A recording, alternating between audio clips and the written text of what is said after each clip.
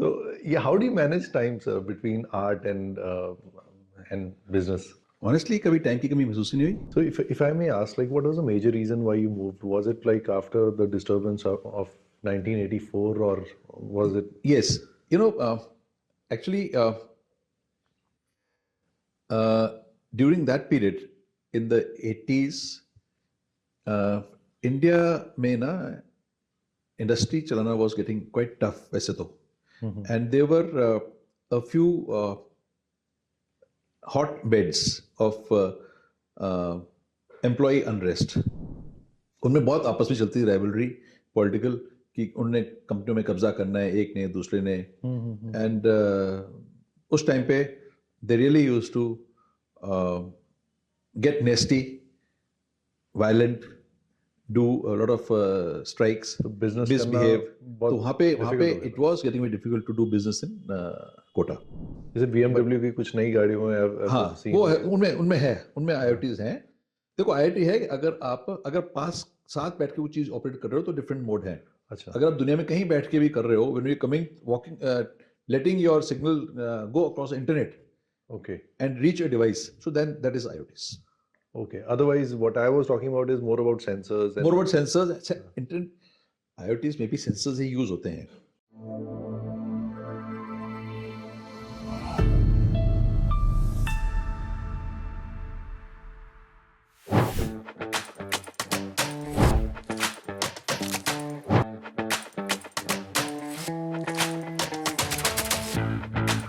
Sajeev sir, welcome to the podcast. Thank you so much for being here, for coming here.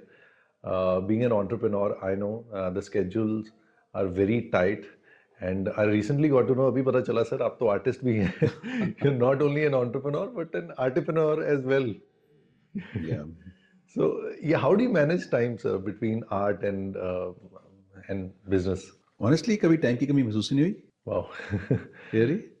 There are more things besides just art and work. I also play golf, or I meet a lot of people. Never felt the need कि कभी कोई time की कुछ कमी है. अभी भी बहुत टाइम स्पेयर होता है. And that's probably because you have automized everything and you have learned to automize probably over the years. No, I think it's more of a mindset. मतलब टाइम नहीं है मेरे पास या टाइम बहुत है मेरे पास, is more of a mindset. Okay. क्योंकि ना वो तो बोलते हैं, सुनते हैं, जानते हैं कि work it contracts and expends based on time available. आपने वही काम जो करना है आप एफिशिएंटली थोड़े काम टाइम में कर लोगे, फिर बहुत टाइम खाली आपके पास. उस टाइम को करोगे ही नहीं तो आप 4 दिन पड़े रहोगे, काम वहीं का वहीं पड़ा हुआ है, काम नहीं होगा तो टाइम ही नहीं है, वही काम करने को टाइम नहीं है. तो इस मोर माइंडसेट रहता है ना. एक्चुअल मतलब टाइम जो है ना इज वेरी, इसका क्या बोलूँ मैं, एक सिर्फ एक फिजिकल की जगह एक आपका कुछ इमोशनल इंटेलिजेंस कंटेंट भी है टाइम में. You can manage time that way. Very true, sir. Very true. Sometimes क्या होता है कि कुछ मैं दोस्तों को मिलता हूँ कि यार टाइम निकाला करो. नहीं यार हम बहुत बिजी हैं. यार ऐसा नहीं है, निकालना पड़ता है. एंड आई थिंक आपकी जर्नी और आपकी स्टोरी से सबसे पहला टेक तो यही मिल गया कि ज़रूरी नहीं है कि अगर आप सक्सेसफुल हो तो आपके पास टाइम की कमी हो. And it's all in your mind that you can either create a lot of time for yourself and for everybody around you through your journey, और आप मतलब उसको कम करते रहो अपने लिए. Maybe I think you must have talked to many people. Maybe you might feel, I feel कि maybe people who are more successful in life might be those people who have got a lot of time in their hands. उनको time की कमी महसूस नहीं होती उनको. Yes. उनका कोई भी आ जाएगा, कोई बोलता है साहब आपको मैंने मिलना, अभी आ जाओ, कब आना, अभी आ जाओ सर, वहाँ पे शाम को हम मिल जाएंगे, दोस्त बुला रहा है कि आ जाओ, आ जाओ. ये So सच्ची very बात है rarely sir. it is no, निकलता ही मुझसे नहीं है कि टाइम नहीं है. Very rarely something okay, हम आज 5 बजे किसी को मिल रहे हो तो बोलते नहीं मैं 5 बजे को आ रहा, आप 5:15 मिल लो मुझे. That may be the only little time setting required. Otherwise always yes for everything. Actually, it's a mindset, sir. There was a time, sir, when I was building up the business. I used to. I still remember. Once I counted, I took almost 190 calls. So, but I had to do it while building up. But then I thought that it's not the right way of building the business. That the work has to be delegated in a proper way. If it will be delegated, everybody will have a lot of time for themselves as well, and I will have a lot of time for a lot of other things for development as well. And when I put that mindset कि ये ऐसे ही करना है, तो वो अपने आप होने लग गया. So again, when you have a positive mindset about things, which मैं तो आपसे पॉजिटिविटी जब से आपसे मिला हूँ वो महसूस कर रहा हूँ, तो वो चीज़ें अपने आप बन जाती हैं एंड वो ऑर्गेनाइज अपने आप हो जाता है. The universe does it for you. Exactly. नहीं, अच्छा है आपने बहुत उसको चीज़ को जल्दी सीख लिया. And I will just tell you how I learn about it, this aspect of it. You know, we set up a factory here, relocated it from Kota to Mohali. That was in 1985. We came with no employees. Only my father, my chacha, my two brothers, we were there. And then we had to make fresh employments here. And electronics का काम था, तो सब लोगों को सिखाना पड़ा. So we had to physically, practically train everybody to even tell them what is a screwdriver, what is how it is to be held in the hand, how it is to be moved, soldering क्या होती है. All the operations had to be taught. It was very fresh over here. Not many people were having that skill set. No, zero skill set. And most of the employees we had, they were all young girls from the villages nearby. And उस समय यहाँ industry थी नहीं sir? नहीं, बहुत कम थी, industry थी नहीं, और इलेक्ट्रॉनिक की भी नहीं थी. But we had some enterprising people here. When we came here, one of the first persons we had was a mechanic cum driver who was very, very energetic. And उसको बोला भाई we need to hire some girls. कहना हाँ जी हो जाएगा जी, कितनी चाहिए देने, कितनी कुड़ियाँ चाहिए देने जी. And he said कि 40-50, हाँ जी कल मैं ले आऊँ. And one day he went to these 2-3 villages around, made some announcements in the panchayat, and next day there was a big group of girls, right outside our factory. So we just said, took the names, naam likh ke andar le ja rahe hain, train karte rahe unko. So at that time, for the first couple of years, we were in fact very busy. I would say that 2-3 years, because there was a time when every machine had to be reinstalled, every employee had to be trained to get to that level of working when they could give the output. और उस दौरान यही हाल था कि सारा काम हम कर रहे हैं. और मेरा ऑफिस था प्लांट के बीच में, मेरे कॉरिडोर के साथ में मेरे ब्रदर का ऑफिस था, हम दोनों बैठे वहाँ पे.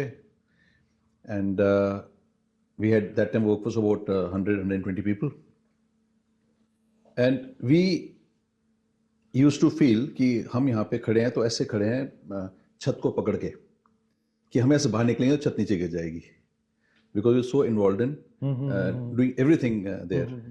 You were into micromanagement. Yeah, of a lot of micromanagement, also the micro level, absolute micro level there. Then after just 2 years, came an occasion when we both had to go for an exhibition in Delhi. एक auto इसकी electronics exhibition लगनी थी, Visitex, so we both had to go.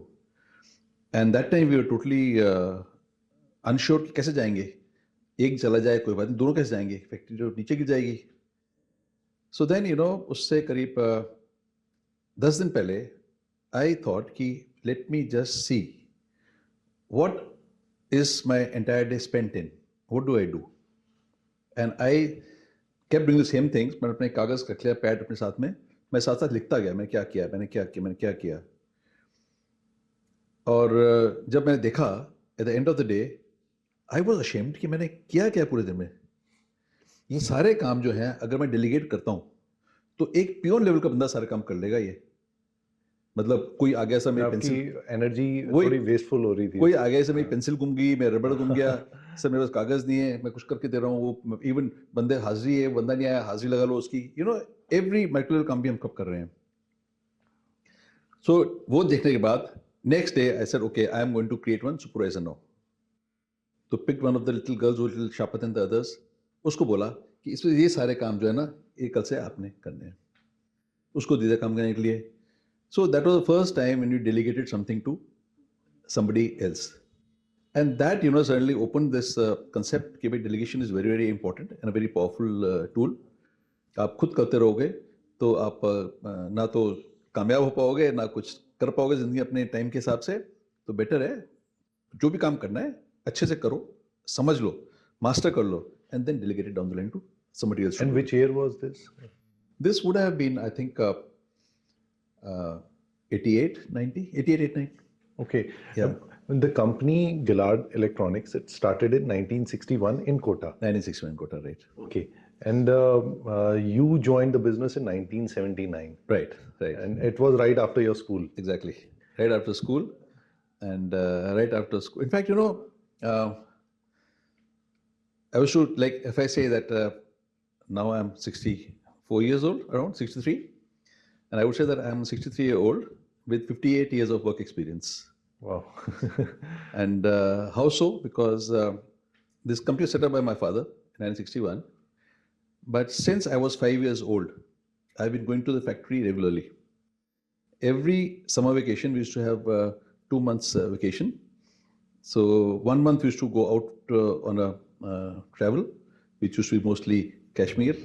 So spend about 21 days road travel, we used to go. And when we come back there, the next month I used to be in the plant. In the plant. In the plant. I used to go in the morning at 7 o'clock with him and come back at 5 o'clock in the evening. 61 was like, if we talk about 1961. So I'm talking about 1966. And 66. Electronics was a new thing, I think, for the world in general. Yes. So, if I tell you about that, electronics came to India somewhere in 1959. And I just putting that cutoff date there because that's the year when Bharat Electronics started. And Bharat Electronics is the one when they started making those glass valves. And we started business just after about 2 years after Bharat Electronics. Okay. And we were associated with them. We used to make some valve sockets for their glass tubes. I mean, if you have seen an old radio set, you'll see that there's a big, कांच के bulb से होते हैं उसके अंदर जो होते हैं जो पुराने जो आते उन्होंने valve बोलते हैं उसको. हाँ जी. तो उसके so that time and that was the first generation of electronics when the valves were the main things which we used to perform. That was the major reason why your father started and this enterprise in electronics. Yes. So he started this, and that time we were making these valve sockets for this Bharat Electronics. Plus there were some new industries coming up, like there was some companies to make some audio equipment like HMV वगैरह के थे, yeah, I think Philips के थे. So some components for them. Then later, after just a couple of years, वहीं पे कोटा में one company was set up, Instrumentation Limited. So that was a Government of India enterprise. और उनका क्या था कि वो it was more of a screwdriver technology kind of a industry. वो हर साल 2 साल में कोई नई टेक्नोलॉजी लेते रहते थे, जॉइंट वेंचर करते रहते थे. सम में रशिया, सम में इजराइल, यूएसए, यूके, वो सबके साथ उनके टाइप होते रहते थे. और उनका काम ये था कि वो प्रोडक्ट वहाँ से लेते थे और उनको मेन इलेक्ट्रॉनिक्स को छोड़ के जो भी उसमें मैकेनिकल कंपोनेंट्स होते थे वो should get them localized. That means from their suppliers. And that time the word used was ancillaries. So we used to be the ancillary. So उनके लिए हमने बहुत सारे काम किए जो मैकेनिकल में localization की किए. Maybe about 2,000-3,000 components we developed for them over a span of about maybe 20 years. So that gave us a big learning in our engineering side. कि कैसे कैसे काम करने हैं, छोटे small volumes, high accuracy के काम भी करने हैं, machining करने हैं, molding के करने हैं, casting के करने हैं. So a lot of things we did from there. So if I may ask, like, what was the major reason why you moved? Was it like after the disturbance of 1984, or was it? Yes, actually, during that period in the 80s, India में ना industry चलाना was getting quite tough वैसे तो. And there were a few hotbeds of employee unrest. So जैसे एक होता था कलकत्ता में, एक होता था कानपुर में, एक टेक्सटाइल यूनिट्स होता था बॉम्बे में, और एक होता था कोटा में. So वहाँ पे जो ये थे ना ये employee worker unions, mostly related to either to C2 or Inter Congress or BMS, उनमें बहुत आपस में चलती थी राइवलरी पॉलिटिकल कि उनने कंपनियों में कब्जा करना है, एक ने दूसरे ने. एंड उस टाइम पे they really used to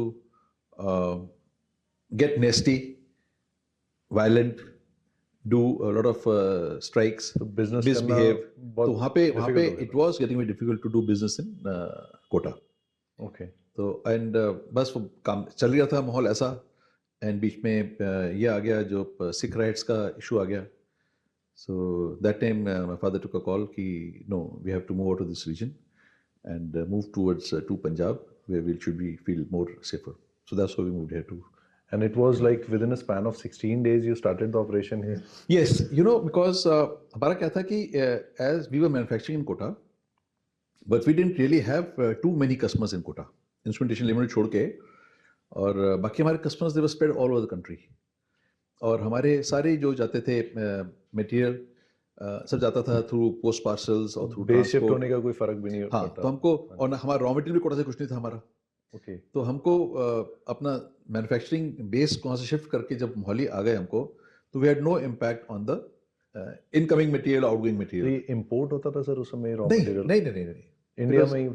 it was mostly Indian material. Very few cases में it was imported. So but then imports में हमारा कंजम्पशन कम थी, तो हम एक बार कुछ स्पेशल मटेरियल होते थे, सम स्टील्स होते थे, सम बेरिलियम कॉपर, सम कॉपर अलॉयज होते थे, सम प्लास्टिक्स होते थे, वी यूज्ड टू इंपोर्ट. पर वो इंपोर्ट कर लिया एक बार तो साल 2 साल निकल जाते थे उससे, तो बहुत ज़्यादा इंपोर्ट का हमारा रेगुलर रूटीन का काम नहीं हुआ करता था. ओके. वैसे कोटा इन जनरल उस समय was it some kind of an industrial hub as well? Yes, Kota was a industrial town. मतलब IIT जेई की तैयारी से पहले वो इंडस्ट्रीज ही होती थी. हाँ नहीं, पर वो बाद में हुआ. अच्छा. When we were there in Kota, that time it was not a education hub, and वहाँ पे at that time there were very few, एक दो होते थे ट्रेनिंग सेंटर्स जो शुरू हुए थे नए नए उस टाइम पे. But I think this became a hub only in 90s. उसके बाद in 80s it was not a education hub. हमने सर मोहाली को भी मतलब बड़े होते ही देखा होगा. क्योंकि Mohali was also I think a new city in Punjab, and Chandigarh was also developing. Mohali was a new city when we came in, और यहाँ पे तो सारे जो रेजिडेंशियल प्लॉट्स थे खाली पड़े थे, तो आप नखरे करके चूज कर लो कि ये कोने वाला नहीं है, ये उसको फेस नहीं कर रहा है, नॉर्थ साउथ नहीं है इसकी. I mean for any reason you could reject a plot and get another one. There was so much availability was there, and if you look at today's prices, so it was almost free of cost. जितने की आपको आज करोड़ों में मिल रही है, उतने से आपको लाखों में मिल रही थी, चाहे वो इंडस्ट्रियल हो या रेजिडेंशियल हो. बिल्कुल. Okay. So in the last 4 decades आपने मोहाली को कैसे डेवलप होते देखा है? मतलब in general if we talk about the tri city. Mohali को डेवलप होते देखा है तो हमने कुछ चीज़ें ऊपर जाते देखी हैं और काफ़ी चीज़ें नीचे जाते देखी हैं. ओके. जैसे sir? When we came here, the industry was very good here. पूरे मोहाली में we had very good manufacturing units. I'll give you name some of them. आप बोले कौन सी कंपनियां हैं ये? Ranbaxy used to be here. Yes. Mullins of India used to be here. Then there were some carpet weaving industry here, textiles की. Then electronics में we had Panwire, we had Northern Digital Exchanges, we had ESPL, we had Pancom. Panwire के 2 unit थे. We had Punjab Power Packs, we had Punjab Batteries, we had Punjab Recorders, we had Fujitsu, we had JCT Electronics, we had Modi Business Machines, we had Telephone Cables Limited here.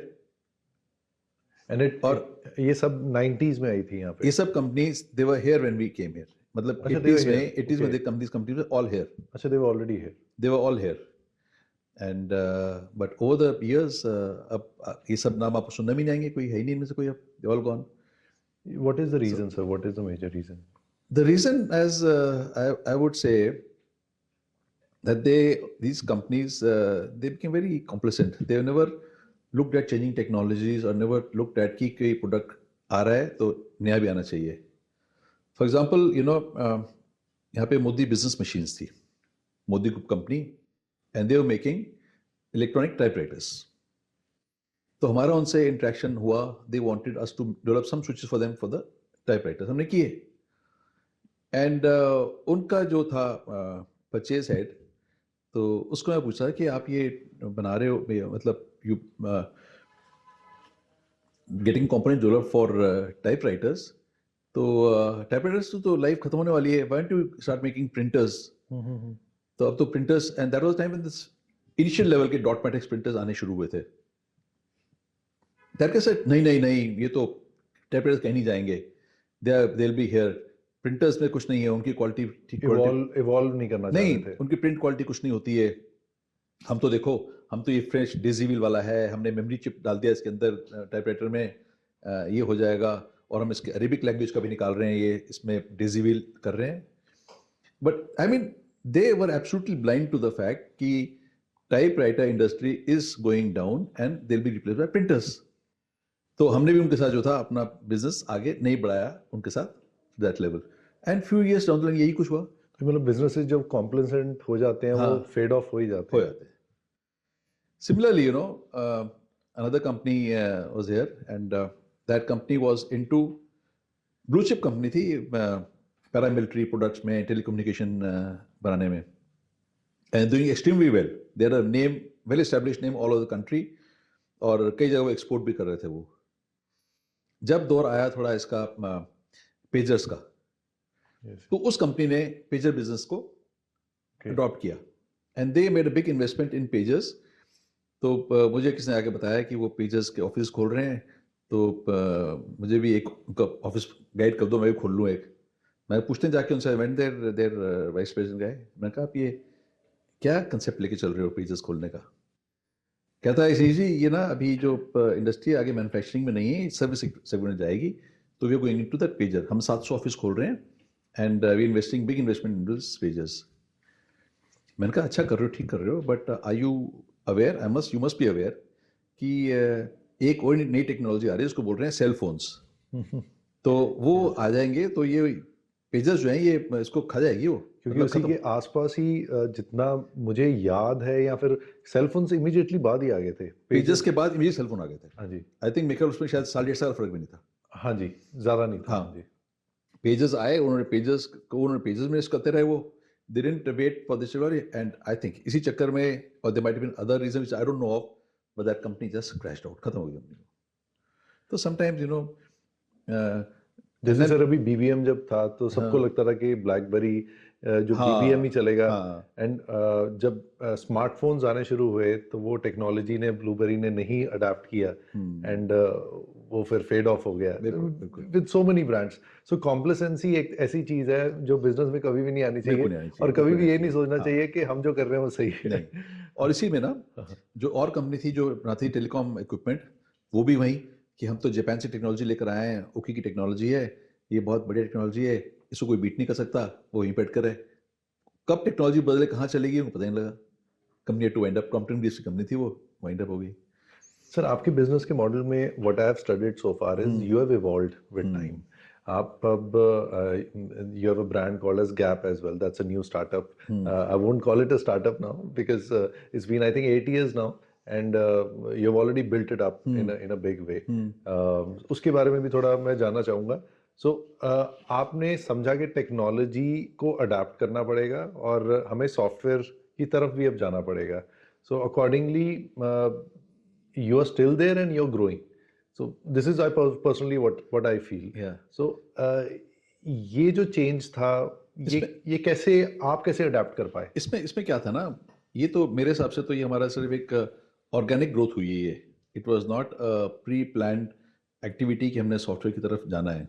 Okay, हम तो we were into core manufacturing, और manufacturing कर रहे हैं तो we had huge list of customers, big variety of products, and पूरा dealership network था जिनको हम प्रोडक्ट्स प्रोवाइड कर रहे हैं।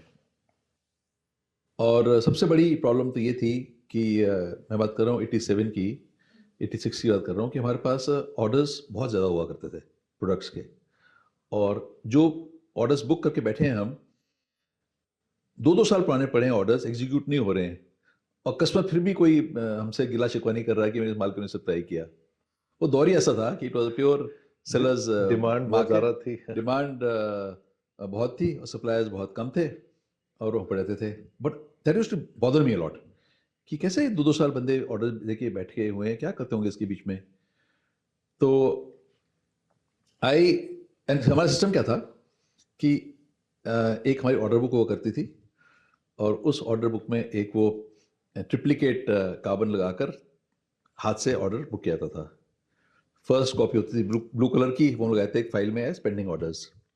पीछे होती थी एक पिंक कलर की, वो हम भेजते थे कस्टमर को कि ऑर्डर आपका बुक कर लिया है, और एक वाइट कॉपी बुक में ही रहती थी फॉर अ फ्यूचर रेफरेंस के लिए। और ये ब्लू कागज जो फाड़ के मंगाते थे, वो इतने सारे बढ़ गए थे कि वो जो थी ना 3 इंच की इंडेक्स फाइल्स, ऐसी 3-4 फाइलें बन गई थी हमारी। वो बन रखी हैं A to D, D to E, नाम कैसे वैसे उसके रखे हुए हैं। एंड प्लानिंग कैसे करने हैं हम उसकी, बनाना क्या है, बेचना कब है, किसको बेचना है, बस रैंडम जहाँ खोल दिया, सब सामने चीज लिखी हुई है, लिस्ट बना ली कि अच्छा ये आइटम बना लो, ये बना लो, 4 क्वांटिटी ऐड कर ली, अंदर चले गए प्रोडक्शन लाइन में, उनको बोल दिया ये बना लो, ये बना लो, कुछ कंसिडरेशन नहीं किसका रॉ मटेरियल है, किसका चाइल्ड पार्ट्स है, किसका नहीं फीफो है, वगैरह कुछ फॉलो नहीं था, मूव कर रहे हैं एंड देन वो प्लानिंग कर रहे हैं। So it was very haphazard. very haphazard way of working, which was very painful for me to understand वो क्या रहा है। And then there was no activity which we could do right in the first time. हमने अगर एक invoice बनानी है customer को, वो इनवॉइस बनती टाइपराइटर को टिक टिक करके इनवॉइस बना रहे हैं वो, और इनवॉइस बन रही है, फिर देख कभी डिस्काउंट लगाना भूल गया, कभी बैंक के डॉक्यूमेंट्स गलत बन गए हैं, कभी क्वांटिटी में फर्क आ गया है, कभी रेट में फर्क आ गया है। So there is error happening everywhere. So we when the 87 में कंप्यूटर्स आए पहली बार, पीसीस जिसको बोलते हैं, पर्सनल कंप्यूटिंग शुरू हुई, तो माय फोकस वाज कि कुछ ऐसा प्रोग्राम बनवाया जाए, ऐसा सॉफ्टवेयर डेवलप कराया जाए जिसमें कि हम ये ऑर्डर जो रिक्वायरमेंट है वो हम ट्रैक कर सकें कि किस कस्टमर का क्या क्वांटिटी है ये पता लग जाए, और किस क्वांटिटी कितने पीस किस किस को भेजने हैं ये हमको पता लग And जाए। you have been using computers since 87. 87। Wow. ठीक Not है? many companies. No, no. We started in 87, and in fact, what happened when we bought the first computer, we didn't know what it was. वो तो एक हमको एक डिब्बा दे गया, white colour का केस था, हरे रंग का स्क्रीन था, इतना बड़ा सा था वो, एंड हमने बोला अब क्या होगा, ये चलता कैसे? DOS based होगा। कहता है इसमें तो सॉफ्टवेयर चलता है इसमें। मैंने वो कहाँ पे है? कहता मैंने लोड कर दिया है, एक वर्ड स्टार डाल दिया है, उससे लेटर टाइप कर सकते हैं, एक उसमें होता था lotus 1 2 3, this is something like a spreadsheet था, वो डाल दिया है, और मैंने एक ऑटोकैड डाल दिया है इसमें। सब पायरेटेड, कुछ नहीं पता होता क्या है, we didn't know software pirate का मतलब था क्या चीज़ है वो। तो हमने शुरू किया, बट देखा कि this is not leading to our requirement, हम जो सोच के रहे थे वो नहीं है। फिर उसको एक्सप्लेन किया कि हमको कुछ ऐसा चाहिए जो मेरी इन्वेंट्री को, तब इन्वेंट्री वर्ड भी नहीं यूज किया जाता था, मेरे स्टोर में जो माल पड़ा है उसको मैं कैसे हिसाब से देख सकूं, कस्टमर के ऑर्डर्स में कैसे लाइन कर सकूं। जी। इसके लिए आपको सॉफ्टवेयर डेवलप करना पड़ेगा। तो मैंने कहा वो कौन करेगा जो सॉफ्टवेयर? समय होते थे सॉफ्टवेयर डेवलप? नहीं होते थे ना। अच्छा, नहीं होते थे, बट ही सेड दैट कि ही सेड कराना सर पड़ेगा तो इसके लिए कोई सॉफ्टवेयर डेवलप करना पड़ेगा आपकी रिक्वायरमेंट के हिसाब से। हाँ, आपके हिसाब से रहेगा। तो मैंने कहा वो कौन करेगा? तो कहता है कि एक है मेरे पास एक प्रोग्रामर लड़की है, तो वो आपको कर देगी। तो मैं कहा ठीक है, बुलाओ उसको, बात कराओ। वो आई, उसने 3-4 दिन मेरे पास आती रही, वो ज़्यादा ऑलमोस्ट 20-25 दिन आती रही, सब क्वेश्चन आंसर पूछ के, ये करना है, ये कैसे, लिस्ट बनाती रही। और it was quite annoying also, इतने क्वेश्चन पूछ रही है वो, हमको समझते हो कैसे सॉफ्टवेयर बनता है वो। But after about 20-25 days I कहती है कि सर आई एम सॉरी, मेरी तो शादी फिक्स हो गई है and I am going to Pune. मैं कहा तू पुणे जा रही है, हमारा क्या हो जो 20 दिन तुम्हारा खराब कर गई है इसमें। तो उससे इट्स अनोइंग। तो मैंने उससे पूछा एज ए चैलेंज, मैं तुमने किया क्या है जो इतना भाव खा रही हो? I think I was may be about 25-26 that time. तो तुमने क्या किया जो इतना भाव खा रही हो ये? कहते से मैंने प्रोग्रामिंग सीखी है डीबेस में। तो मैंने कितने टाइम में सीखी डीबेस में? क्या 2 साल से किया है। तो मैंने क्या कोर्स था, कितने जाते थे? कहती भी क्लास लगती थी ट्वाइस अ वीक, और मैं कितने घंटे क्लास होती थी? 1-1 घंटे की। मैं तो क्या हुआ, तुमने 1 साल में 52 घंटे डाले हैं ना, और दूसरे साल में 52 घंटे और डालें, 100 घंटे पूरे डालें। चलो, जो आपने 100 घंटे में किया ना, मैं 50 घंटे में कर लूंगा मैं। और जो 50 घंटे जो आपने गिने 2 साल में, मैं कंप्लीट करूँ 2 दिन में। I am starting now and after 50 hours I will start programming. Random एक वो कहते हैं ना, एक चैलेंज फेंक दिया उसके ऊपर, वो फितूर। हाँ पर मैं करूँगा, तुम जाओ पुणे जाओ, नहीं जरूरत तुम्हारी। बस I immediately went to Chandigarh, वो उधर कैपिटल वैरायटी स्टोर है, कैपिटल है बुक स्टोर, वहाँ जाकर बुक्स खरीदी, देखा डॉस की बुक्स खरीदी, डीबीएस की बुक्स खरीदी, फिर आके वो पढ़ना शुरू किया। ये खुद ही पढ़ के खुद ही सीखा है? हाँ, खुद पढ़ के उसको शुरू किया। और क्योंकि वो तो 24 घंटे का प्रोग्राम चलना था दिमाग में, तो 48 आवर्स में पूरा चला। हाँ। और रात को 2 बजे मैं उठ के बैठ गया, कागज़ पेंसिल सादा का होता डेस्क के ऊपर, एक छोटा सा प्रोग्राम लिखा उसके ऊपर, 6 लाइन का प्रोग्राम था। और सुबह 8 बजे उठते ही भागता हुआ गया ऑफिस, कंप्यूटर ऑन किया, उसमें लोड किया और उसको रन किया। वेरी हैप्पी, थ्रिल्ड ये प्रोग्राम चल गया, मैं तो अब सीख गया। बस देन वो फिर सारी प्रोग्रामिंग एक एक करके जो शुरू यहीं से की। तो टेक्निकली अगर देखा जाए तो मोहाली में you might be one of the first programmers और कोडर्स, क्योंकि उस समय जब कोडिंग का किसी को पता ही नहीं होता था। नहीं, यहाँ पे कोई नहीं थे, हाँ, कुछ थे लोग। There was one company here, एक डॉक्टर सूरी हुआ करते थे, नाम भूल गया उनकी कंपनी का, DMS या DMM ऐसा नाम था उनका। He also helped us with small initial software, उन्होंने बना के दिया था हमको एक अकाउंट्स का software at later stage, which we had to again rewrite again and make it in different fashion. But वो उस टाइम तो सॉफ्टवेयर डेवलपमेंट का ना, इनफैक्ट जो कंसेप्ट है ना नेटवर्किंग का, लैन का, वो भी नहीं था। हमने एक कंप्यूटर पे काम करना शुरू किया, अब ये कुछ इनवॉइस बनानी शुरू करी।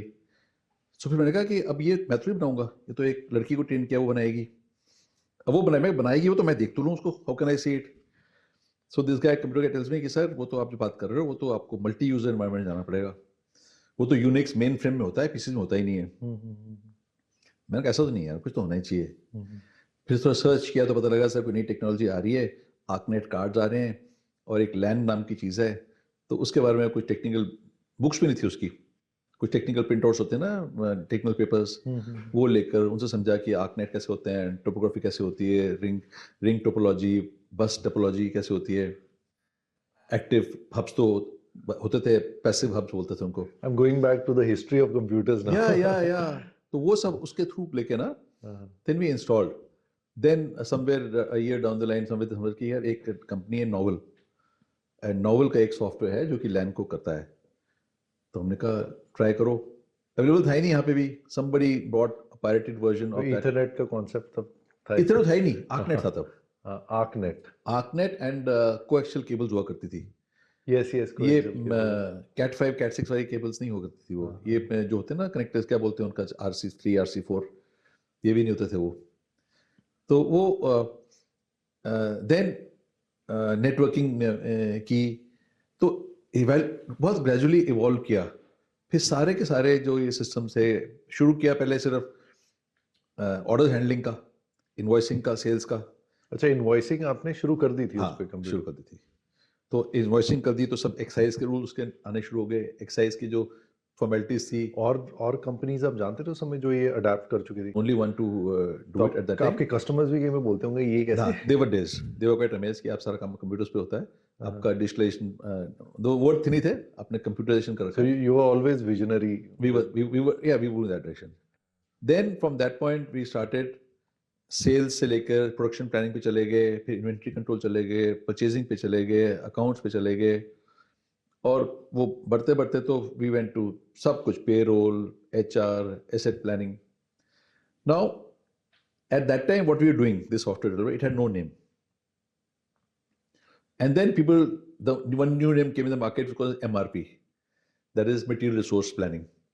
This name came around 1991 में। फिर उसके बाद हम तो और आगे चले गए थे। Then the word ERP was coined somewhere around 92-93। तो हम तो ERP डेवलप कर रहे हैं 87 से। Wow. So we already, forerunners and customized ERP. Customized ERP, which we did it. तो this ERP जो डेवलपमेंट थी ना, सारी हमारे इंटरनल पर्पस के लिए थी, to improve our own management and controls, which was doing very fine। हमारे कस्टमर्स जो थे सारे ऑटोमोटिव कस्टमर्स थे हमारे पास 87 ऑनवर्ड से, उनकी बहुत स्ट्रॉन्ग ऑडिट्स हुआ करती थी। We also certified for ISO 9001, then QS 9000 automotive थी वो आ गई, देन TS 16949 आ गई, देन OSAS 18000 आ गई, देन एनवायरमेंट की आ गई ISO 14001। तो ये सब चीज़ें plus all individual third party second party audit होती रही हमारे यहाँ पे ना, they gave us lot of learnings. और उन लर्निंग्स को हम हर पॉइंट के ऊपर कंप्यूटर्स में उसको कन्वर्ट करते रहे इनटू सॉफ्टवेयर। जो भी कस्टमर रिक्वायरमेंट है सॉफ्टवेयर में, डिजाइनिंग है सॉफ्टवेयर में, न्यू प्रोडक्ट डेवलपमेंट है सॉफ्टवेयर में, प्रोडक्ट लाइफ मैनेजमेंट है सॉफ्टवेयर में, सब कुछ, करेक्शन है, करेक्टिव एक्शन है, क्वालिटी है, incoming outgoing, process control, everything in the system. Single system से सब control. Single system, single database के ऊपर हम सारा ये उसके ऊपर करते रहे। So much later you know people, our customers were looking at it and they were in much awe of it कि ये आपने कैसे ये कर रखा है, और they were quite And you had big clients, so we had big clients. तो उससे I think एक अगर वो if those kind of names or those kind of brands were off it, इसका मतलब वो भी अभी अडाप्ट नहीं कर चुके होंगे इस टेक्नोलॉजी को, उनके लिए भी ये नई टेक्नोलॉजी थी। आज भी नहीं किया उन्होंने अडॉप्ट, आज भी नहीं है उनके लिए। अच्छा। even in this year अभी सब टेक्नोलॉजी उनके लिए अभी भी नहीं है उनके पास। They are still backward. I'll tell you what also. हमको एक बड़ा जो पूछते ना एक मोटिवेशनल पुश मिला, जो हमारी इंडिया की one of the biggest company जो है सॉफ्टवेयर की, that is TCS ji, Tata consultancy services. Tata ने करीब 10 साल पहले या 12-15 साल पहले उन्होंने एक प्रोडक्ट लॉन्च किया एज अ ERP पैकेज, इसको बोलते हैं Tata ION, and this was meant to be a ERP for small companies, MSMEs के लिए उन्हें लॉन्च किया। उनके जो ग्लोबल हेड थे, who was heading this ION division, he came to Punjab, he came to Chandigarh, he went all over Punjab to study कि कहाँ पे वो सेल कर सकते हैं इसको। वो चंडीगढ़ में आए तो उस टाइम होटल ताज भी खुल चुका था। ताज में शाम को उन्होंने उसकी एक लॉन्चिंग करनी थी फॉर दिस लोकल एरिया के इंडस्ट्रीज के लिए। दोपहर का टाइम फ्री था, तो हमारा जो कंप्यूटर सप्लायर था यहाँ पे, जिसने पार्टनर बनना था उनके साथ, TCS के साथ, वो उनको दोपहर को मेरे पास ले आया कि चलो मैं एक कंपनी को विजिट कराता हूँ मैं, जो कंप्यूटर समझती है, they might be interested in your this software. So this gentleman, he is mister Swamy, तो he along with his director sales, his director production head जो था उसका, प्लस 2 बंदे और 5 बंदे मेरे पास आए ऑफिस में और बैठे। एंड तो I was working on the computer, कुछ चल रही थी प्रोग्रामिंग सामने सॉफ्टवेयर में, तो मैंने उसको बोला 1 मिनट बैठो please. He was sat, close करने बंद किया उसको, मैं बोला हाँ जी sir. Then he sorted his sales talk कि जी सॉफ्टवेयर कंप्यूटर्स कैसे होता है, इसमें ERP होता है, और बोर्ड मेरे मन में हमेशा मेरे साइड में एक वाइट बोर्ड लगा होता है, तो उस पर खड़ा कहता है मैं यूज दिस। वो खड़ा हो गया, कहता है see we have this, we have sales में ये करते हैं, तो ऑर्डर बुकिंग वगैरह इसमें हो जाएगा, इनवॉइसिंग कर देगा। मैं कहा यस यस। देन आपका परचेज में है, inventory control, he kept telling me about, you know, and you were just patiently I was listening. listening 5-6 points he showed me कि ये पॉइंट्स हैं। मैं कहा यस यस यस। हाँ, मैं कहा गुड। मैं कहा हाँ, मैं फिर उसके बाद फिर प्रोडक्शन प्लानिंग भी कर देगा वो। कहते yes yes yes production planning, हाँ हाँ। मैं कहता प्रोडक्ट डिजाइनिंग भी कर लेगा वो, फिर वो मार्केट रिसर्च भी कर लेगा, फिर वो आपका सो आई वेंट ऑन, वो सिर्फ 5 पे रुक गया था वो, so it took another 15 more points. You completed his pitch. I completed his pitch, but he didn't know beyond 6. उतना ही सीखा था। वो नहीं, जितना उनकी कैपेसिटी थी ना उसकी सॉफ्टवेयर की, उसके बेस पे। अच्छा, वो that was just the capacity of the software. That software, so he was knew that. Amazing. तो कहता वो ना फिर समझ गया कुछ गड़बड़ है यहाँ पे। कहता है मेरे को, कहता है कि when we came in, you were doing something on the computer. Can you share with me what you were doing there?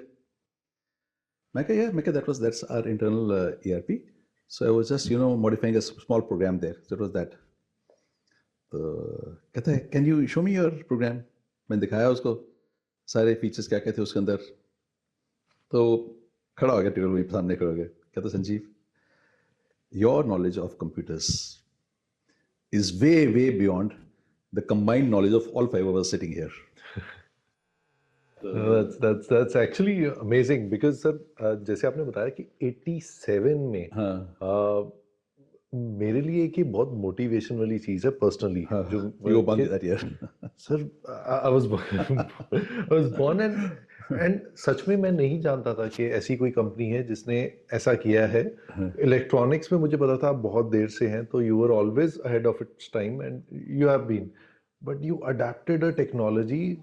अभी तो इंडस्ट्रियल रेवोल्यूशन आया भी नहीं था टेक्निकली अगर देखा जाए, नहीं, और इंटरनेट और इसकी टेक्नोलॉजी की बात, कंप्यूटर सॉफ्टवेयर की बात अराउंड 98 99 लोगों ने या अडेप्शन या मेजरली शुरू किया था। हम्म, तो this is so amazing and this is again a great message to everyone कि जो क्यूरियोसिटी और इंक्विजिटिवनेस अगर एग्जीक्यूशन में बदल जाती है तो अमेजिंग रिजल्ट्स आते हैं। बिल्कुल ठीक बात एंड है। You have to be passionate about या थिंग्स। या you can not be just superficial. आप अगर सिर्फ आप ड्रीम कर रहे हो पर हाँ, एग्जीक्यूट नहीं कर रहे, हम्म। तो but it's so good. So that day, in the evening, when they invited me, sir, you please come there, Taj में. तो आप स्टेज पे, he mentioned my name there and said, today I went there, and I was amazed कि how one company is using legacy software to do so much things in this area. तो उसका बंदा ना जो sales का था वो आया मेरे पास, तो आके मतलब he was feeling very very पैली कि भाई सर से आगे मेरे को बोलता है कि sir then you will use our software. उसको स्वामी ने डांट लगा दी, कहता है we don't dare sell him our software, we can only request him to advise us on our software. Probably learn from you. So they took me as a consultant for TCS. I worked with them for 3 months as a consultant. I mean, just and then 3 pages बना के यहाँ से. Once they called me there for a full day session. The entire team of 27, 28 people were in one room. सुबह 9 बजे से लेकर शाम को 7 बजे तक उन्होंने खाना भी वहीं खिलाया, बात करते करते. And so then we felt कि this is something which we जो ERP उस समय आपने डेवलप किया था, वो सेम प्लेटफॉर्म आप यूज कर रहे हैं या उसमें modification? no. That time what we were doing was all in DOS environment and it was all in DBase. DBase Clipper करके ना वो करते थे. तो वो सारा डेटा ट्रांसफर आपने अब ERP किया में? है. Okay. Now about 10 years ago ना, then when we felt कि हम भी अपनी टेक्नोलॉजी को अपडेट कर लें, बिकॉज वो डॉस तो खत्म हो गया, विंडोज आ गए बीच में, फिर ब्राउजर बेस्ड चीज़ें आ गई हैं उसमें, और प्रोग्रामिंग लैंग्वेज भी बहुत बदल गई हैं, और डेटाबेस भी आगे हैं, और उनमें शुरू में बहुत लिमिटेशंस हुआ करती थी. उसमें there used to be lot of memory problems, memory कम होती थी, स्पीड कम होती थी. अब जब मेमोरी इतनी बढ़ गई है, स्पीड इतनी बढ़ गई है, कंप्यूटिंग पावर बहुत बढ़ गई है कंप्यूटर्स की, so we should make use of it. और जो विजुअल अपील है सामने इन चीज़ों की वो है, फिर सेफ्टी सिक्योरिटी की फीचर्स हैं, तो उन सब कंसिडर करते हुए then we shifted from DOS to MySQL and PHP browser based पे आ गए हम. ओके. तो अब जो हमारा सारा software it can be run from anywhere, so I don't need to be in office. If I have my mobile phone with me, my full office with me. तो ये तो हुआ ना ERP का डेवलपमेंट जी. सो ERP में भी development we were ahead of the curve, जबकि दुनिया में नाम नहीं सुना था ERP होता है, हम उस पर ऑलरेडी काम कर रहे थे. सेम थिंग अभी जो इंडिया में ट्रेंड चल रहा है इंडस्ट्री 4.0 का, ये भी सामने आया है पिछले 7-8 साल से, 5-6 साल से आया है. जी जी. बट हम ऑलरेडी उस पर काम भी कर रहे हैं पिछले 10 साल से, because we already had devices developed जिससे कि हम IoTs क्रिएट कर रखे थे. हम डेटा पिकअप कर रहे थे You've been working on IoT since which year, if I would? I would say for maybe last 10 years. 10 साल से कर रहे हैं. वो पहले ही उसे अपने लगा रखे हैं, अपने वो मशीनों के ऊपर सेंसर ले रखे हैं, डेटा कलेक्शन डिवाइसेस बना रखे हैं, और सेम सॉफ्टवेयर में उनको इनपुट कर रखा है, और सारा सिस्टम के एनालिसिस, रिव्यूज, प्रेजेंटेशंस सब सामने आ रही हैं. तो मुझे याद है सर उस समय इन आई थिंक 2010, 12, 14 के आसपास चाइना से IoT डिवाइसेस बहुत आते थे. एंड आप तब से यहाँ यूज करते आ रहे हो. हाँ. नहीं, चाइना से I am not aware IoT devices कभी मैं देखी हूँ या यूज की हूँ. मैंने कुछ होटल्स में कई बार. हाँ वो हाँ, I think what you mean is कि कोई छोटे छोटे डिवाइसेस जो कि जैसे वो कमरों में लाइटें अपने आप जल गई या बंद हो गई, वो साउंड की क्लैप की हो गए, है ना, नॉइज एक्टिवेटेड हो गए. Not like in full fledged. उनको we can call them as electronic devices बोल लो उनको, but they are not IoTs per से. क्योंकि वो तो फोन से नहीं. IoTs का मतलब वो है जबकि आप उन चीजों को एक इंटरनेट के साथ उनको अगर बांध दो. Okay. IoTs means internet of things, मतलब चीजों को आपने इंटरनेट नेटवर्क पे डाल दिया ना, then it becomes You can IoTs. control your You can monitor their performance. You can from control anywhere them in the world. from anywhere in the world using any computing device. Okay. So basically, you can reach that thing. You can carry data from there. So जैसे home automation में आजकल use हो रहा है काफी. हाँ, home automation कर रहा है. That is IoTs. Even opening your car through your Yeah, phone. yeah. नहीं वो तो no, that is again not IoT. Okay. You know, you could say in some way, कई बार कार से वो ओपन करने का कुछ और मेथड भी होता है. वो कोई फ्रीक्वेंसी यूज कर लेते हैं, कोई ब्लूटूथ यूज कर लेते हैं. जी जी. So that might be something else. जैसे BMW की कुछ नई गाड़ियों में हाँ, वो है, उनमें IoTs हैं. देखो IoT है कि अगर पास साथ बैठ के वो चीज ऑपरेट कर रहे हो तो डिफरेंट मोड है. अच्छा. अगर आप दुनिया में कहीं बैठ के भी कर रहे हो, when you're coming walking letting your signal go across the internet Okay. and reach a device, so then that is IoTs. Okay. Otherwise, what I was talking about is more about sensors. More about sensors. Internet IoTs में भी sensors ही use होते हैं. क्योंकि जो device से data collect करेंगे वो sensors ही करेंगे. और शॉर्ट फ्रीक्वेंसी रिमोट्स वो सब जो होते हैं. सो दैट टाइम इन 1987 ना जो कंप्यूटर्स थे उनकी कंप्यूटिंग स्पीड बहुत कम होती थी, जिनको हम आज सोचते हैं कम थी, तब तो लगता है बड़ा काम कर रहा है. और यू कैन इवन इमेजिन कि उनकी मेमोरी का क्या हाल था. उनकी जो होती थी एक हार्ड डिस्क जिसकी साइज होता था करीब 9 इंच लंबी और करीब आई थिंक 6 इंच चौड़ी और 2 इंच मोटी, इतनी बड़ी. ये MBs में होती थी वो समय. साइज होता है 20 MB. ओके. उस डिस्क का साइज होता है 20 MB. और आज आपके ये जो हैं छोटे छोटे फोन के अंदर नाखून के साइज के वो उसमें वो मेमोरी कार्ड्स हैं 512 GB. अब आई थिंक टीवी में भी आने लग गए हैं वो. यस. तो छोटे से छोटे में इतनी मेमोरी का आ रहा है. अभी गूगल टीवीज और smart so you can imagine that how much progress has been made in the memory, and same thing in computing speed. Computing speed has gone up. So the hardware and software goes side by side. Yeah. So electronics का revolution के साथ साथ software revolution एक दूसरे को side by side चलते आ रहे हैं और चलते रहेंगे. वो नीड बेस चल रहा है ना, वो नीड क्रिएट कर रहा है तो वो एक इन्वेंट करते रहे आगे. Because the computing requirements are increasing so much, data भी relying on data so much कि आपको सब स्टोर करने की मेमोरी चाहिए. और क्योंकि मेमोरी सस्ती होती जा रही है तो कहते हैं और डेटा लो, अब एनालिसिस कर लो, अब उसकी AI पे चले जाओ, अब मेटावर्स पे चले जाओ. Sir as an electronics manufacturer ये जो जितना फास्ट चेंज हो रहा है ये आप कैसे इसके साथ अडेप्ट कर पाते हैं, क्योंकि इसमें I think there is a lot of cost involved as well and the technology is changing very fast over the last 10-12 years I would say. तो ये कैसे आप अडेप्ट रखते हैं कि टाइम के साथ रहें या टाइम के आगे भी चलें, जैसे आप पहले भी चलते थे, क्योंकि पहले थोड़ा सा स्लो था ये चेंजेस आना, अब तो बहुत तेज हो गया. इसमें ना क्या है कि ये सब टेक्नोलॉजी इतनी तेजी से नहीं बदल रही जी. टेक्नोलॉजी जो हार्डवेयर टेक्नोलॉजी है उनको बदलने में कुछ टाइम लगता है. मतलब वो कुछ साल के गैप दे रही है आपको, 2 साल 5 साल का गैप देके चलती है. मगर जो हमको आज ज़्यादा स्पीड ऑफ चेंज दिख रहे हैं that is more in the software front. अगर जो हम आज देखते हैं ना कि इतने फीचर्स बढ़ गए हैं हमारे मोबाइल फोन्स में, वो एप्स की वजह से ज़्यादा है. कैसे सॉफ्टवेयर बन गए हैं जो कि ऐसे काम कर लेते हैं.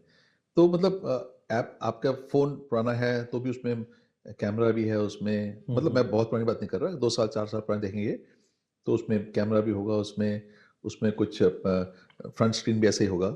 मगर अब फीचर्स बहुत बढ़ते आ रहे हैं mainly because of the apps जो being loaded on to the existing जो मेन फ्रेम होता है उसी पे चिप्स ऐड हो जाती हैं विद न्यू फीचर्स. हाँ. ओके, मेन फ्रेम वही रहता है. हाँ, मेन जो माइक्रो प्रोसेसर है जी, मेन चिप तो वो है, उसमें थोड़े थोड़े ऐड करते रहते हैं, ये तो चीज़ें बढ़ती रहती हैं. वही मॉडिफाइड फिर वर्जन, जैसे एप्पल के हर साल नया फोन आता है वो थोड़े थोड़े से फीचर्स ऐड करते हैं तो प्राइस भी वैसे बढ़ जाते हैं. रहता है उसमें ज़्यादा ना, क्योंकि जैसे मेमोरी का साइज उन्होंने मेमोरी की स्टोरेज बढ़ा दी जी. उन्होंने जो आपका कैमरा लेंस है उसकी उन्होंने वो थोड़ी रैम बढ़ा दी. नहीं रैम बढ़ा दी. हाँ, कैमरा की क्वालिटी को और इम्प्रूव कर दिया जी. तो उन मामलों में साउंड इम्प्रूव कर दी, माइक इम्प्रूव कर दिया, स्पीकर्स को इम्प्रूव कर दिया. अब छोटे से फोन में से अच्छे वॉल्यूम मिल जाते हैं आपको. सो दो addition they keep on doing. And sir जो आपका दूसरा एस्पेक्ट है, you have been playing or learning playing santoor since last 20 years. Yeah. That's like ये एक ऐसी चीज है and you started learning it at the age of 44. Yeah. तो सबसे पहले तो आपने डिफाई कर दिया कि सीखने की कोई उम्र नहीं होती, नहीं होती। And you have been very musically inclined since day one. या कई बार वो होता है कि टाइम लेट मिलता है या यू रियलाइज लेट। हम्म तो how as, because you have a very calm and very positive aura. ये मैंने आपसे पहले भी शेयर किया था before we went on camera, कि मुझे किसी और ने भी बताया था and I am personally feeling it. तो ये आपको लगता है कि सर ये म्यूजिक की वजह से भी एनहेंस हुआ है, ये जो कामनेस है आपके अंदर, and how is it change your life? I don't no कि वो मुर्गी पहले आई थी, अंडा पहले आई थी क्या, because I was had a calm nature, so I went towards music. Or was it music which made me calm? अच्छा, you always a calm personality है. I'm not even sure about that, if I'm really a calm personality.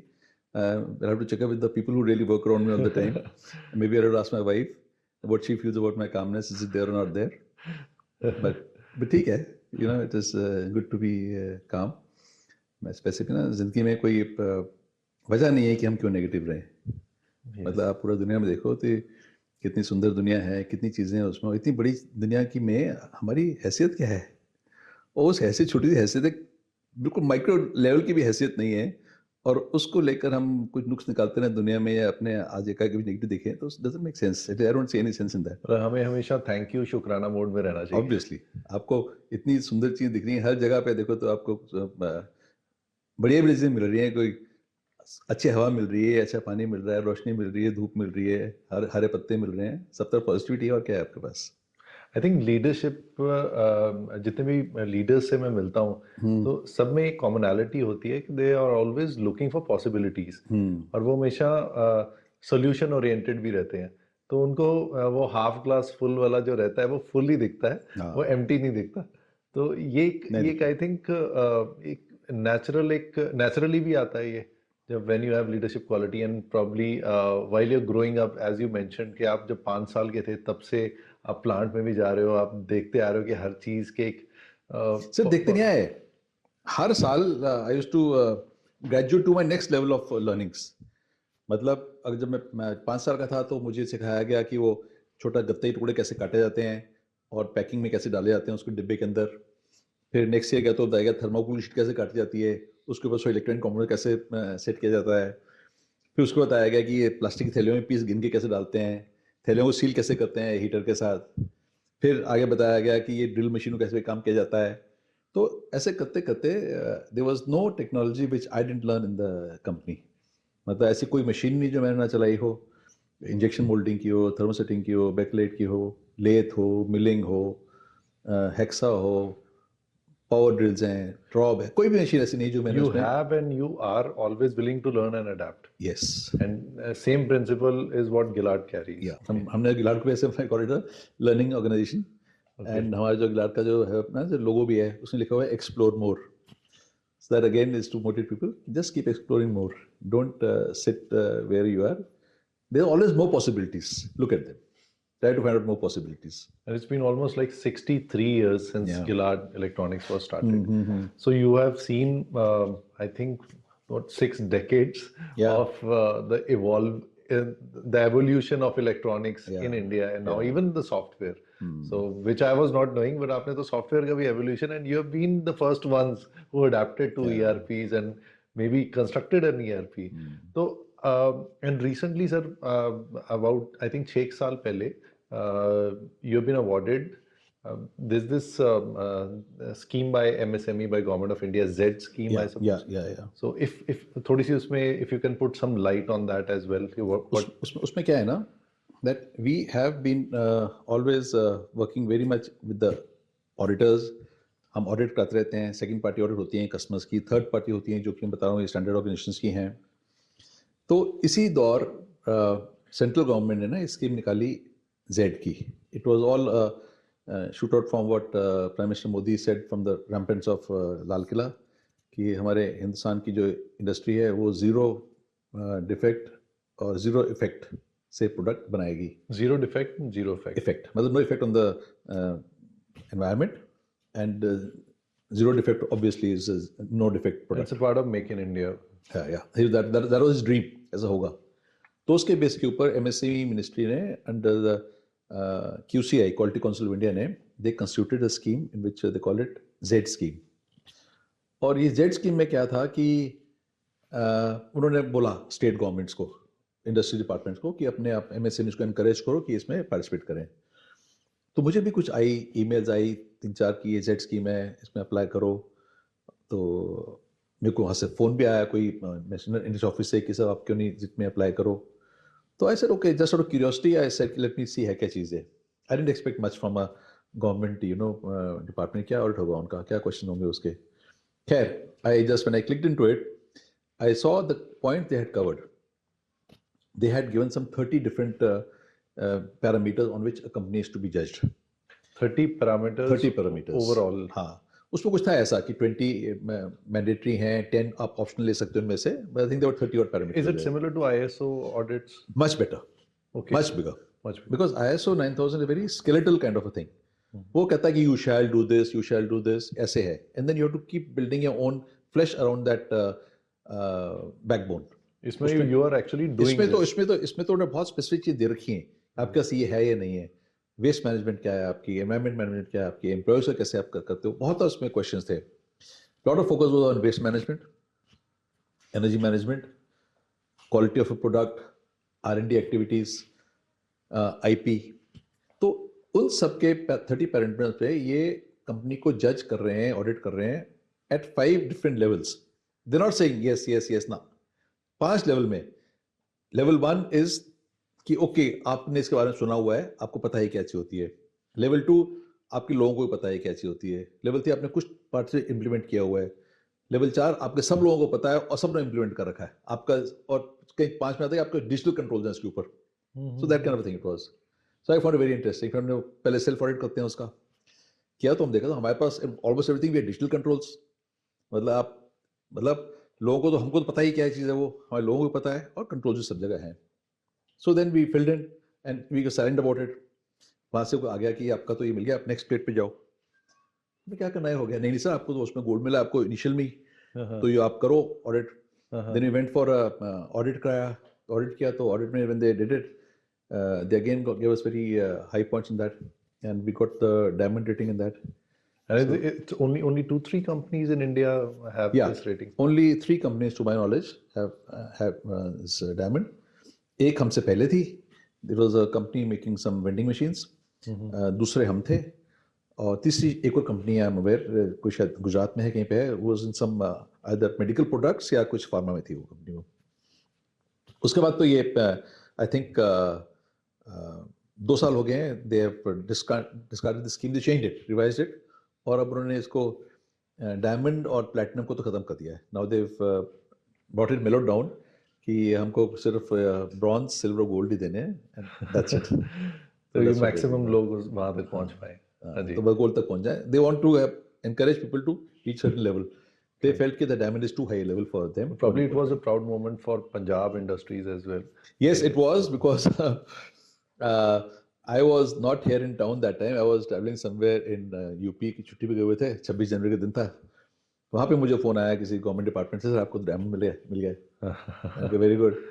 So when I came back here वहाँ से, तो 3-4 दिन के बाद जो हमारे यहाँ पे थे director industries, he came to our factory. पूरा एक बड़ा उसका जो सर्टिफिकेट था, उसको पूरे कांच में वो फ्रेम कराकर वो लाके he brought the press along, क्योंकि हमको उन्होंने अपने हाथों से दिया। यहाँ पे फोटो खिंचाई, अगले दिन अखबार में छापा कि गिलाड को ये मिला है diamond rating. So proud moment them also, it was for us.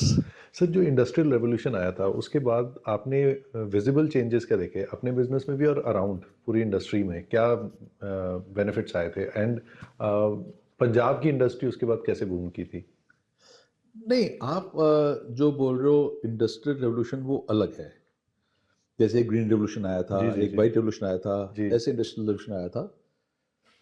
तो उसके बारे में मुझे कुछ नहीं है ज़्यादा नॉलेज या इल्म उसके बारे में कि कुछ कब आया, कब इंडस्ट्रियल रेवोल्यूशन। 92 में जब मनमोहन सिंह जी फाइनेंस मिनिस्टर। अच्छा, you talking about that globalization. Yes. जब ग्लोबलाइजेशन हुआ था उस टाइम क्या हुआ था? जी। एट दैट, जब ग्लोबलाइजेशन हुआ था ना, that time people were very scared कि हमारी पहले जो ग्लोबलाइजेशन में क्या था कि इन्होंने जो इंपोर्ट्स थी वो ओपन कर दी जी, और it became easy to import products from outside, कंपनियों को बोला आप आ जाइए यहाँ पे सेटअप कर लीजिए।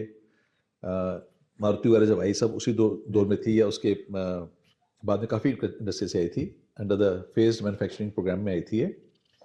सो that time the people, the industries worry was कि अगर हमको अब बाहर से कंपटीशन मिलने लग जाएगा तो हमारा माल कौन खरीदेगा।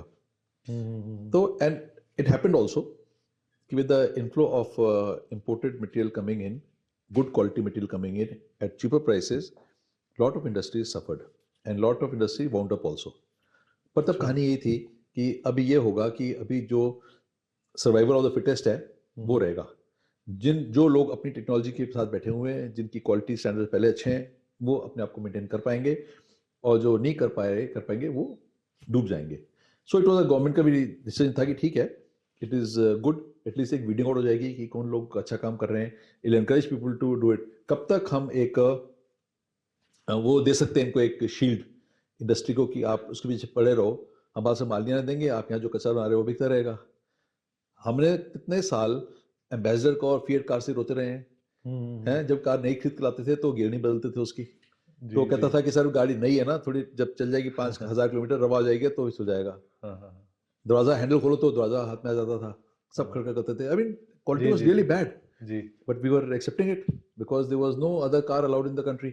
ऑप्शंस फिर बहुत अवेलेबल हो गए उसके बाद। फिर जब एक मारुति आ गई, लोगों ने देखा है तो बहुत फर्क है क्वालिटी में, और जब वो लेनी शुरू की तो वो कारें गायब हो गई मार्केट से, ना फिएट दिखती है ना एम्बेसडर दिखती है। और अब जो बाकी कारें इंडिया में सारी कारें बन रही है गुड क्वालिटी। हमारे जो लोकल बिल्कुल होम ग्रोन मैन्युफैक्चरर्स हैं, टाटाज हैं, महिंद्राज हैं, what lovely vehicles are making now, good quality. How AI is now changing the electronics industry? अभी ना AI is still something very new in the sense, इन सब चीज़ों का ना हाइप पहले आता है, चीज़ फिर बाद में आती है। तो अभी हाइप चल रहा है इसका, पीपल आर नॉट अंडरस्टैंडिंग कि AI क्या कर सकती है, क्या करेगी।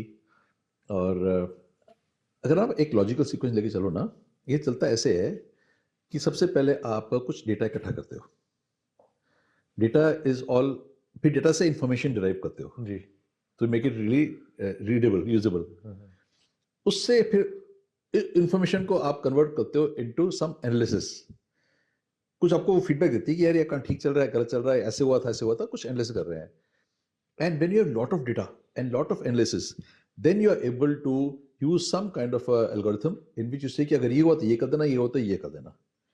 सो that is how AI is born from combinations and combinations बन so जाते ये जो AI का सिलसिला है वो निकलता है यहीं से है कि आप इतने एनालिसिस का ऑप्शन देते हो उसको, और इतनी हाई स्पीड पे वो एनालिसिस कर लेता है कि वो अपने आप एक डिसीजन ले लेता है कि ये based on all old permutation combination हिसाब से वो निकाल के देता है।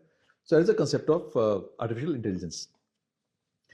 तो अब पर जो चीज़ सामने आती है कि AI का क्या है, वो ये है कि देखो मोदी साहब की शक्ल के सामने पीछे वॉइस डाल दी कि मोदी साहब की आवाज में, उन्हीं की आवाज में गाने गा रहे हैं वो, है ना। या जब से ओपन AI है तब से टूल्स बहुत बन गए हैं। अब वो चैट जीपीटी है, ChatGPT it is, but again you know, देखो Google has been there for many years जी, but even today how many people are actually able to use Google to its full advantage. उसको Google में भी क्या search करना है, कैसे करना है, क्या लिंकेज बनाना है, क्या लिनियर थिंकिंग चलेगी आपकी, कैसे आप 360 डिग्री से सोच के कुछ चीज़ और निकाल के लाओगे, वो तो आपके ऊपर डिपेंड कर रहा है ना। अब आप काम करोगे गूगल पे, you might get different results. कोई और बंदा बैठे काम कर रहा है, he might get different results based on your own internal knowledge. You will ask question, same thing. अब चैट जीपीटी है, आपने क्या क्वेश्चन पूछना उससे, तो क्या जवाब देगा आपको वो, फिर आपने उस जवाब से क्या क्वेश्चन नेक्स्ट निकाल के लेना है to take it next line. You have to, when you're reaching some kind of research कर रहे हो तो एक linearity चलेगी ना, कुछ आगे बढ़ रहे हो चलाएगा तो ह्यूमन इंटेलिजेंस। हाँ, अगर आप को वो linearity के बारे में नहीं मालूम कि मैंने नेक्स्ट क्वेश्चन क्या पूछना है, तो आपकी नॉलेज वहीं पे खत्म हो जाएगी, एक बड़ी शैलो नॉलेज रहेगी। आप किसी को भी बोलोगे कि मेरे को एक प्रेजेंटेशन बना दो, वो ठीक है चैट जीपीटी में डाल के बोल दे बना दो प्रेजेंटेशन, एक पेज बन के आ जाएगी, आपको प्रेजेंट कर देगा। So you can very impressed कि बंदे ने क्या प्रेजेंटेशन बना के लाया, बहुत बढ़िया है। मगर उस प्रेजेंटेशन से एक क्वेश्चन पूछ लोगे, उससे वही फंस जाएगा वो। Yes, that's very true. जो उसके स्कोप के बाहर है, जो उसके डेटा फीड, वहां फंस जाएगा। चलो अगर थोड़ी मेहनत की, नेक्स्ट लाइन में पड़ा हुआ है तो उसका जवाब दे देगा, उसका फंस जाएगा। जितना गूगल में उतना निकाला, जितना उसने उसको नॉलेज को निकाला है। व्हाट आई मीन टू से इज कि हाँ, हमारे पास जैसे हमेशा किताबें रही हैं, बुक्स जी, रही जी, हैं। जी, जी। अब वो कहते हैं ना कि नॉलेज डजंट मीन कि what you know, knowledge also mean that you should know way should get the further knowledge for the same subject. आपको जो आता आता है, मगर वो ये पता होना चाहिए मैं इसके अगर फर्दर नॉलेज हो कहाँ से लाऊंगा मैं। So that hmm. Is also part of your knowledge. That's very very true and जैसे you go in depth in depth in everything so shallow ये नॉलेज से काम नहीं चलता। ये भी आपने डेप्थ में चीज़ बताई है। कोई भी काम आपने करना है ना, तो जी, you have G, two G, G. Deep dive करना डीप पड़ेगा। तो जैसे ऑटोमेशन भी सर पिछले कुछ सालों से मैन्युफैक्चरिंग में काफ़ी हर एक फील्ड में आई है तो उससे फ़र्क पड़ा है कि जैसे जॉब सिनेरियो पे फ़र्क पड़ा है क्योंकि पहले कुछ बेसिक काम जब ह्यूमन इंटरवेंशन के साथ होते थे बट अब मशीनें कर लेती हैं तो कुछ ह्यूमन डिपेंडेंस भी कम हुई है मैन्युफैक्चरिंग पे। नहीं बट यू नो जो एक तो जैसे लोग बोलते हैं कि जब ऑटोमेशन आ जाएगी तो हमारे लोगों की नौकरियां चली जाएंगी। ये हो सकता है एक नज़रिया ऐसा हो, बट मैंने देखा नहीं है ऐसे कि लोग जब ऑटोमेशन करते हैं लोगों को निकाल देते हैं। वो ऑटोमेशन बढ़ाते हैं तो उन्हें प्रोडक्शन बढ़ा लेते हैं, वो लोगों को वहीं रखते हैं। वो लोग को रखते हैं, दे डोंट रियली उतना रिमूव। ग्रो करते हाँ, हैं उतना फास्ट लोगों को ग्रो करते निकालते हैं। नहीं है। तो ये हाँ ठीक है कि आगे अपॉर्चुनिटी आगे आगे लोग कम हायर करते हैं, बट जो पुराने लोग वो तो वहीं वहीं रहते हायरिंग रुक हैं। जाती है बट फायरिंग नहीं होती। फायरिंग नहीं होती, फायरिंग नहीं होती, उन्हीं को वहीं पे यूज़ किया जाता है। And and I because think उनकी अपस्किलिंग भी होती है। हाँ अपस्किलिंग सर चलती रहती है वो। हाँ हाँ हाँ। और ना एक और इशू एक कभी कभी ना मैं मीटिंग होती है तो मैं बोलता हूँ मैं आपके कुछ ना जो मिथ्स चल रहे हैं ना इसके इंडस्ट्री 4.0 के और टेक्नोलॉजी के, वो मेरे को थोड़े से बस करने दो मुझे। जो क्या होते हैं अब मीटिंग्स होती हैं तो खासकर एकेडमी में लोग ये बोलते हैं था कि ऐसा हम बात कर रहे हैं स्मार्ट इंडस्ट्री की, स्मार्ट मैन्युफैक्चरिंग की बात कर रहे हैं, मगर इसलिए हम स्मार्ट लोग कहाँ से आएंगे? हमारी तो अभी एकेडमी तैयार नहीं है इसके लिए, पहले तो लोग तैयार करने पड़ेंगे, ट्रेनिंग करना पड़ेगा, कोर्स बनेंगे फिर वो आएगा। तो मैं कहा ठीक है, कुछ हद तक आप ठीक हो, मगर मेन बात तो ये है कि स्मार्ट मैन्युफैक्चरिंग का पर्पस ही है कि आप स्मार्ट काम कराओगे अनस्मार्ट लोगों से। You don't really need to have that level of yes yes qualified yes engineers yes. and PhDs to हाँ do the हाँ। job because you're technically AI का भी इसी जगह बेनिफिट है कि ये आपको फैक्ट्स याद करने की ना जरूरत नहीं है। हाँ आप अपनी इंटेलिजेंस यूज कर सकते बस हो सिस्टम एंड बताएगा आप सब कुछ। सिस्टम बनाया हो। That's very well said, sir. And do you find a change in the thought process of people जो आज की डेट में जो 21-22 साल के या 25 साल के आ रहे हैं और आज से 10 साल 20 साल पहले थे तो positive negative both if you can share अगर थॉट नहीं प्रोसेस में। नहीं है, you know I would say this हर जनरेशन जो है it is always coming up much smarter than the previous generation. हाँ जी। So that is continuing right now also. ऐसा हो रहा है। हाँ हाँ और मैं ये भी देख रहा हूँ कि जो चीज़ें शुरू में नहीं लगती वो भी बाद में ठीक होने लग जाती हैं, इन द सेंस कि जैसे एक जो कहते थे कि जो प्रीवियस जनरेशन थी हमारी, उनमें मेच्योरिटी थी, उनमें एक ठहराव था, उनमें एक रिस्पेक्ट था, और उनमें एक मतलब जो पॉजिटिव फीचर्स गिनते ना उनमें थे ये। और जो ये यंग जनरेशन है ये इम्पेशेंट है। बहुत जल्दी बहुत कुछ हाँ ये चाहिए। इम्पेशेंट है, ये शरारती है, हाँ हाँ इनको वो रिस्पेक्ट नहीं है, इनमें इमेच्योरिटी है। मगर ये सब चीज़ें हमने देखी हैं कि सब वापस बदलते बदलते वहीं पहुंच जाती हैं। जैसे जैसे वो जनरेशन थोड़ी बड़ी होती जाती है उसकी वो रेस्टलेसनेस खत्म हो जाती है, उसमें पेशेंस भी आ जाता है, उसमें उसमें मेच्योरिटी भी आ जाती है, उसमें वो एक्सपीरियंस आई आ जाता थिंक है। Technically it is that as it is just that is the same curve, same curve. Ultimately you follow the all same curve. हाँ हाँ अब मेच्योरिटी मेच्योरिटी से आएगी ना, कुछ हाँ चीज़ें उम्र हाँ से आनी, उम्र से ही आएंगी वो। हाँ। तो यू कांट एक्सपेक्ट कि जो किसी ने 40 साल में आके कुछ मेच्योरिटी ली है वो अब 10 साल या 20 साल के बच्चे में एक्सपेक्ट करो, वो आप गलत है। Very well Uh, said, but sir. but look at the sharpness and the mental attitude and the thought process of the new generation is definitely way ahead from the previous generation. So that's a very positive take you are given. And आपसे जो आज मुझे चीज़ें सीखने को मिल रही हैं, it's very fresh for me. And everything you have a positive take for everything and a positive viewpoint है, जो सही word रहेगा. तो very refreshing. I'm very very inspired by this right now. So sir बहुत चीज़ें हैं बातें करने को। मैं एक सवाल before I go to the inspire me mantra एक और चीज़ पूछना चाहूँगा कि इंडस्ट्रीज़ अगर हम देखें तो कई स्टेट्स में बहुत ज़्यादा डेवलप होती हैं और बहुत तेज़ी से डेवलप होती है, और ऐसा लगता है कि अगले 5 साल में इतनी इंडस्ट्रीज वहाँ पे आ गई, पर कुछ स्टेट्स में बहुत स्लो है। ये डिफरेंस कहाँ आता है? मतलब I am just talking about India में डिफरेंट डिफरेंट स्टेट्स में क्या फ़र्क पड़ता है? ये क्वेश्चन हमें भी परेशान कर रहा है, क्योंकि ना हमारी जो मीटिंग्स होती रहती हैं at different levels, meetings are taking place at central government level also. आज भी हमारी एक मीटिंग थी इनकी नीति आयोग की, और स्टेट गवर्नमेंट की भी मीटिंग्स होती रहती हैं, और हमारी इंडस्ट्री लेवल की मीटिंग भी होती हैं, because I am part of CII also, and I am co chair for PhD chamber of commerce also. तो इन सब में भी मीटिंग होती हैं कि आज जो हमारी पंजाब का हालत है, वो जब एक टाइम पे Punjab was number 1 state in the country on almost many parameters.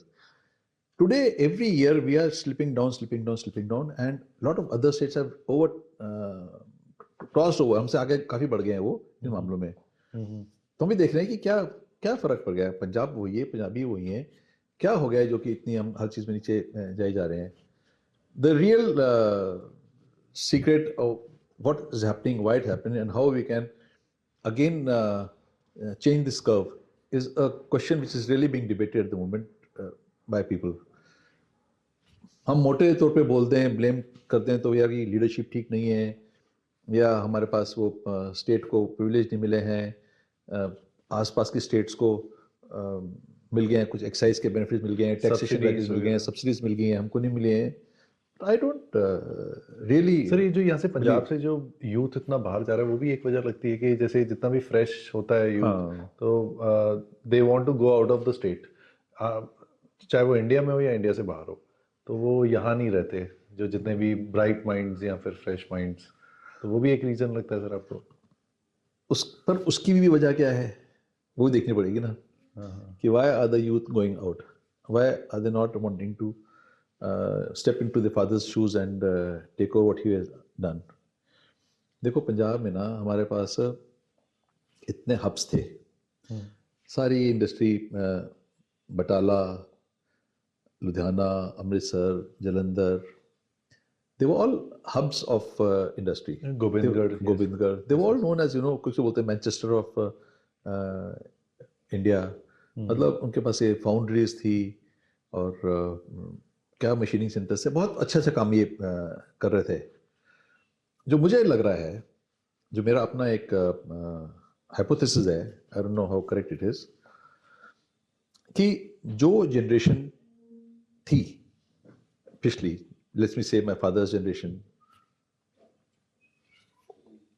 जब हिंदुस्तान बना, तो that time this generation was not in very good financial condition, और उन्होंने बहुत मेहनत करके एक एस्टेब्लिशमेंट सेटअप की, जीरो से ही था, जीरो से वो एक लेवल पे लेकर आया उसको। मान ली कि वो 40-50 के लेवल पे उसको ले आए, और वहाँ तक लाने के लिए उन्होंने बहुत मेहनत की, और वो हर तरीके से सोचते थे, टेक्नोलॉजी भी, प्रोडक्ट भी, क्वालिटी भी, गवर्नमेंट के इश्यूज को भी संभालना, लेबर को भी संभालना, सब कुछ उन्होंने संभाला। मगर वो उस लेवल पे आके उसको आगे नहीं ले पाए, और जब उनकी नेक्स्ट जनरेशन जब आई काम देखते हुए, उसको लगा कि काम तो यहाँ पे स्टेगनेट है, आगे नहीं बढ़ रहा, और उसकी हिम्मत नहीं पड़ती थी उस प्लांट में घुसने की, ये सोचे कि यार ये इतना काम फादर ने कैसे संभाल रखा है, मैं कैसे संभालूंगा। तो वो कहता था यार मैंने बिजनेस में नहीं जाना, ही यूज्ड टू फील कि it's too much work and stagnated growth नहीं है। So then the simple option, कहीं नौकरी कर लें, तनख्वाह मिल जाएगी, वो सेफ है, अब बाहर चल जाओ कनाडा में, वहाँ जाके ट्रक चला लेंगे, escapism is mostly it was escapism which is causing this people moving out from here to exodus जो है ना, is because of that। और इसी में मैं कहता हूँ कि अगर जो उस जनरेशन ने इतना काम किया, वो थोड़ा काम को और आगे ले आते ना, कि अपने काम को सिस्टमैटिक कर लेते, वो अपने काम को instead of making it person dependent, जो उनके सब कुछ के हाथ में था, वो उसको डेलीगेट करके जॉब को, जो शो माइक्रो मैनेजमेंट ना जाके, वो अगर डेलीगेशन कर देते, प्रोसेस को डॉक्यूमेंट कर लेते, हर चीज़ का प्रोसेस लिख के देते, तो उनके जो बंदे नेक्स्ट जनरेशन आती, उनको नजर आता है कि कौन से लोग काम कर रहे हैं, उससे सिर्फ मैक्रो लेवल पे काम करना है, माइक्रो पे नहीं करना। मतलब वो जनरेशन गैप बहुत बड़ा हो वो गया। इसी वजह से हुआ because of the previous generation was doing micro management and that micro management not possible for the next generation. अगर अगर हमारे उनको जो सीनियर जनरेशन ने अगर काम को like I've been lucky in this factor because my father was a very strong influence on me. He was a visionary. He still is a visionary. He's 95 years old. He still gives us the best of advice at all times.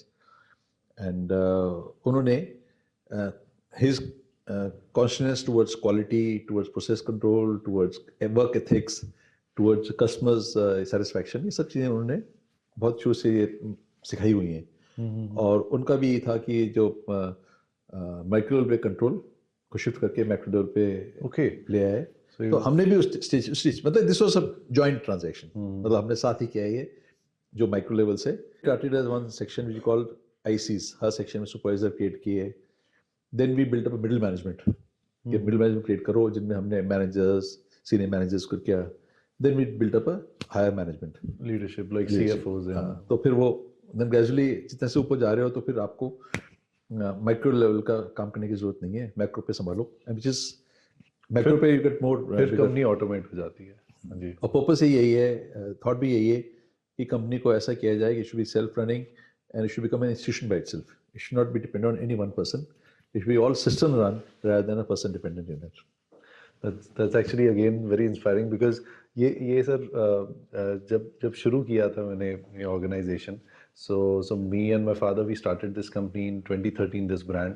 so यही thought process था कि ये एक ऐसी company बनाए कि जो automate हो, जो हम पे डिपेंडेंट ना हो, ऑटोमेटिकली ग्रो करे।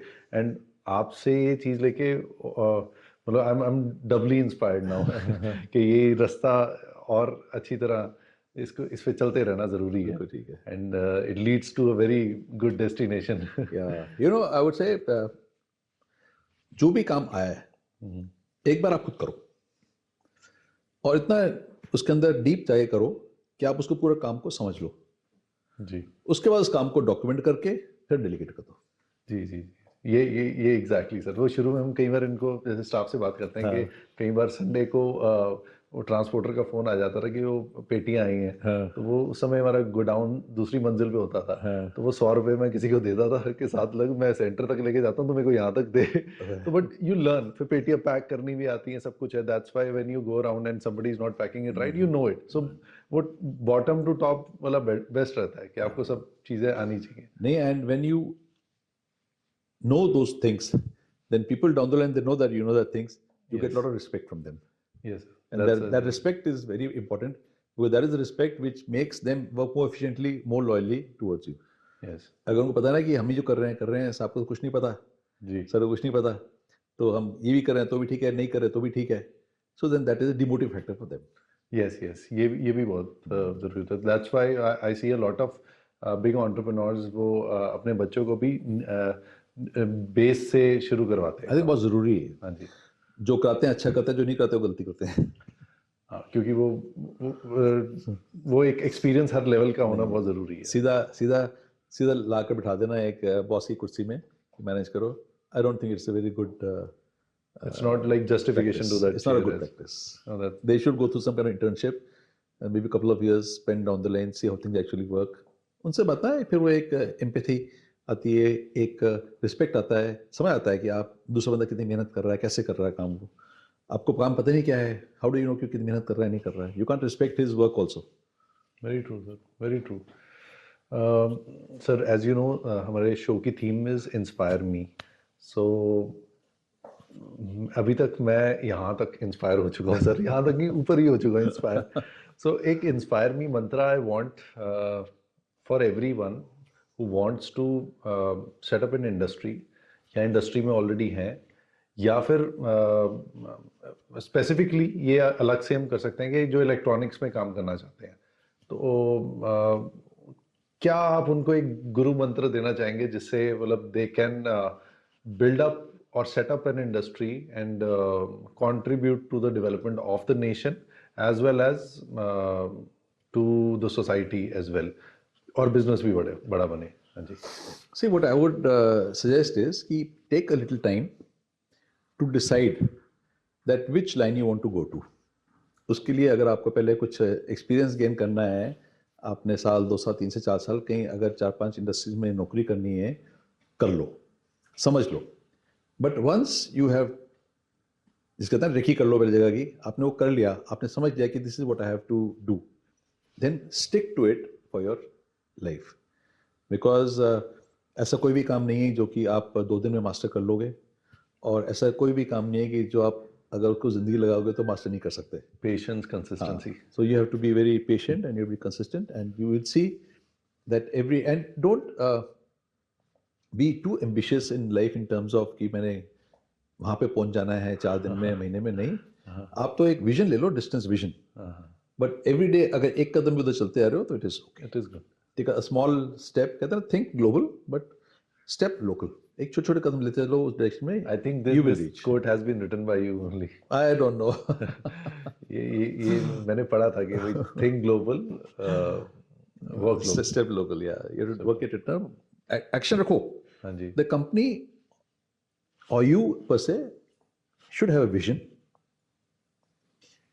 मिशन भी लो, ऑब्जेक्टिव भी डिफाइन कर लो।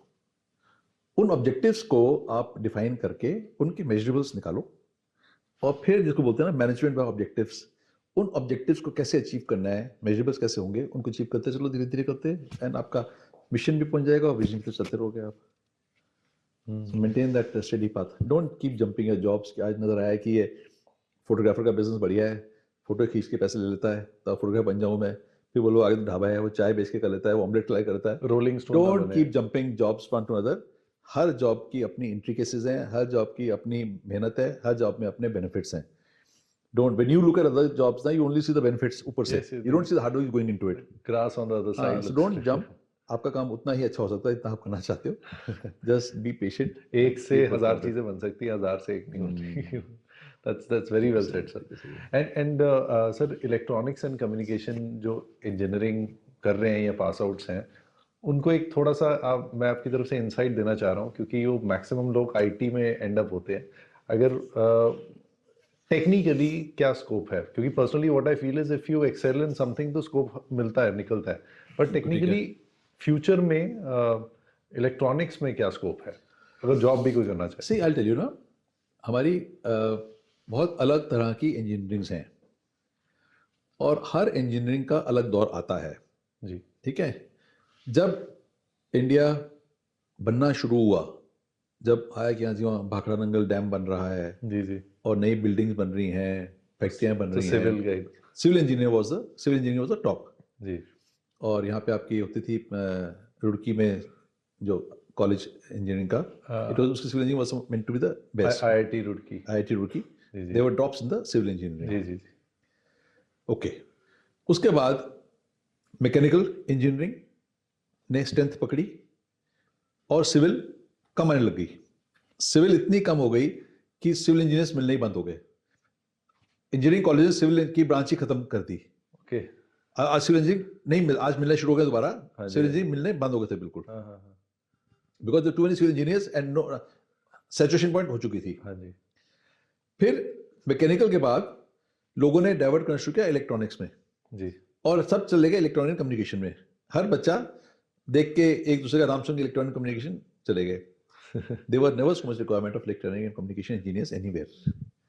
Mechanical was still an evergreen branch. Mechanical फिर भी लोग चाहिए थे। Then आजकल भी क्या हुआ है कि because इंडिया में खास करके the manufacturing in telecom sector has gone down tremendously because they're all software driven now. तो इसलिए focus has gone to computer sciences and not on electronic and communication के ऊपर नहीं है। अभी electronics and electrical engineering, mechanical, electrical, electronics, they were still, you know, kind of a evergreen kind of a branches, और सब चलती रहेंगी। mechanical चलना ही हमेशा चलेगा, electrical भी है, electronics भी है, but specifically electronics and telecommunication का थोड़ा सा एक हुआ है। Then there are specialized branches of engineering, metallurgy है, avionics है, तो उनको उनकी जो कहानियाँ हैं वो ऐसी हैं कि वो जो जाएगा वहाँ पे तो उसको नौकरी मिलनी मुश्किल होगी, मगर मिलेगी तो बहुत अच्छी हाई पेइंग नौकरी मिलेगी उसको। क्योंकि उनकी जहाँ पे डिमांड है वहाँ डिमांड है, और नॉर्मल उनको डिमांड नहीं है, तो जिसके पास स्किल होगी उसके लिए कमी नहीं हाँ, होगी। So it is like that only. So अभी at this moment, as I see, a lot of students are going in for computer sciences only. So I think there is the right thing to do for them at the moment. But they can still continue with the mechanical and the electrical. और अभी आजकल civil की बहुत चल रही है हर जगह construction पे. हर जगह हो रही है. सिविल की बहुत रिवाइवल है स्ट्रॉन्ग. हाँ, The civil engineers are again in much in demand. I'm doing yesterday I was in ITI Ropar. वहाँ भी ये बात करते हैं हमारा सिविल का डिपार्टमेंट बहुत स्ट्रॉन्ग हो गया है. सिविल के बहुत लोग जनरेट कर रहे हैं IIT रोपड़. IIT रोपड़ में. Okay. Their focus one is on civil and one they're saying is on AI ML, which is artificial intelligence and machine learning. Okay. और टाइम के साथ समय के साथ हाँ, हमें भी अडेप्ट करते रहना चाहिए and we should be aware of उस हिसाब से. But thank you so much sir. Thanks a lot for being here. Thank you for having me here. Thanks for your insights and ये बहुत कुछ सीखा है आपसे आज. नहीं मुझे भी बहुत सीखने मिला आपसे और बहुत मजा आया ऐसे आपसे बात करने के लिए. नहीं, it's a pleasure sir. It's a pleasure. Thank you very much. Thank you. Thank you. Thank you.